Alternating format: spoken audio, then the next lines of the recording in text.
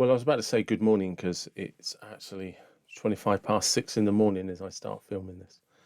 And it is an unusually scruffy, sweaty one. And that's because I've just been working out in the garden.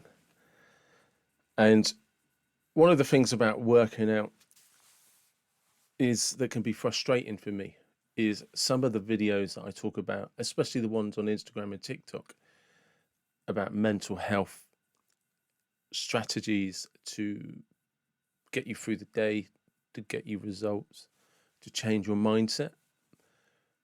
Some of my best insights come in the middle of a workout, and they're like the most inappropriate time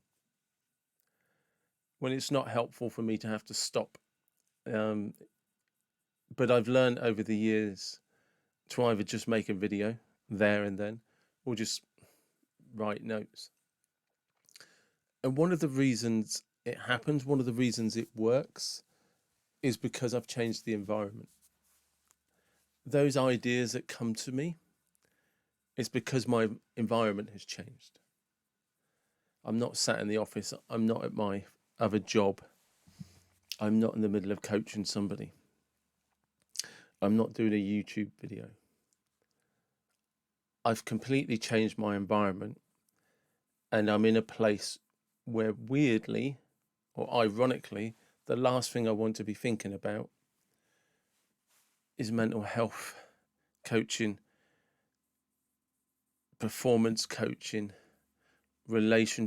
toxic relationships, helping people recover from narcissists. I'm trying to work out.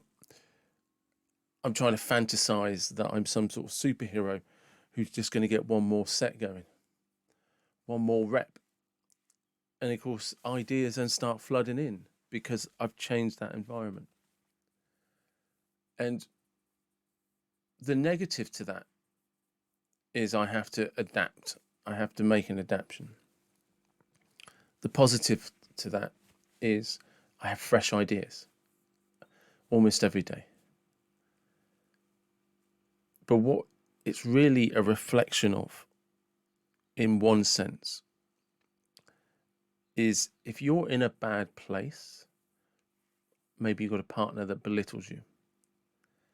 Maybe you've got a boss that just undervalues you, is always putting pressure on you. Maybe you've got friends or a certain friend that you're always the butt of the joke. Is no matter how positive you try to be, no matter how hard you work on positive thinking, no matter how good your affirmations are, it's an external pressure that's constantly there. Even if you're not consciously aware of it, your subconscious is. And it constantly is pressuring you, pressuring you, and pressuring you. And then when you're having a bad day, the cracks start to show. And it can seep in. And before you know it, the positive thinking, the positive affirmations are not working like they once did. And that's because you have an environment that doesn't support them.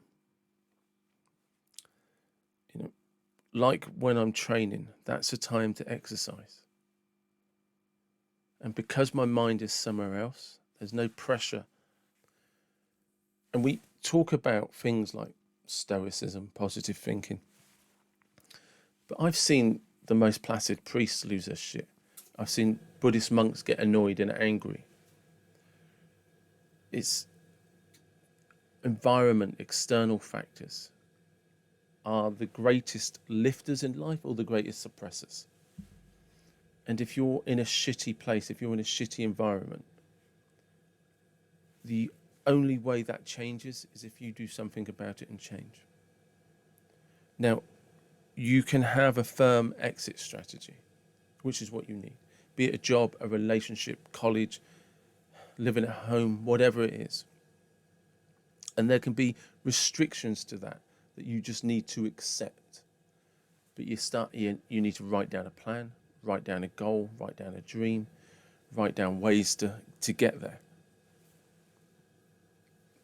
Even if it means 2 years from now. Because if you don't, those 2 years will pass. And more of yourself will have been eroded. More of your joy and happiness will have been eroded.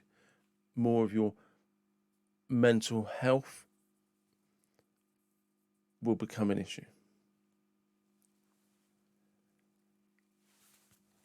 We like to think that we can be that example of, I'll be Zen.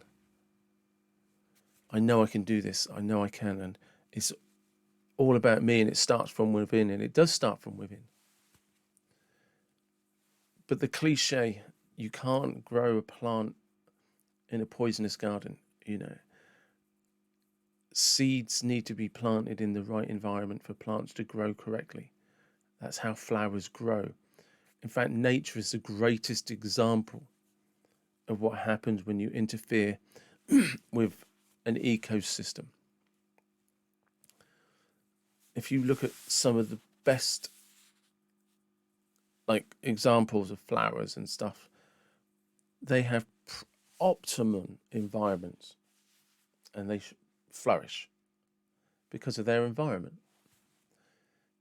because of everything around them. And it's a bit like, and outside, people who work outdoors will know this. You can have all the waterproofs on. It's fine. But on those days where it's wet, it's windy, and it's just raining, and it's just raining, and it's just raining. When you've done a 12-hour shift, no amount of waterproofs make you feel good. You might be technically dry, but there's something about that environment that seeps in. And if you get that for too long, the waterproofs never fully dry off. And 3 or 4 days of it starts to beat you down. It starts to wear you down. And that's that external environment. For you to flourish, you've got to go somewhere healthy. You've got to be somewhere healthy. You have to change that job. You have to change that relationship. And do not underestimate what I'm saying, because eventually it will kill part of you off. But I also accept it's not easy. And at first glance, it can seem like it's an incredible sacrifice. But sometimes what you're really doing is freeing yourself up.